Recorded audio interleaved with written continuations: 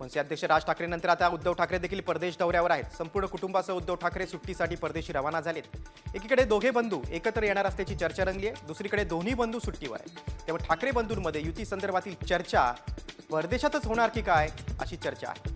दरम्यान राजकारणामुळे नाती तुटत नसतात, महाराष्ट्र हितासाठी उद्धव ठाकरे कमालीचे सकारात्मक आहेत, असं सूचक विधान खासदार संजय राऊतांनी केलं.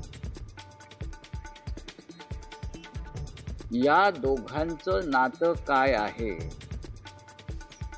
हे मी सुद्धा अनेक वर्ष त्या प्रवाहामध्ये आहे ना, दोन्ही बाजूला, आणि मला माहिती आहे ना त्यांच्या भावना एकमेकांविषयी काय आहे, कुटुंबात त्यांच्या भावना काय आहेत, या सगळ्याची जाणीव मला सुद्धा आहे.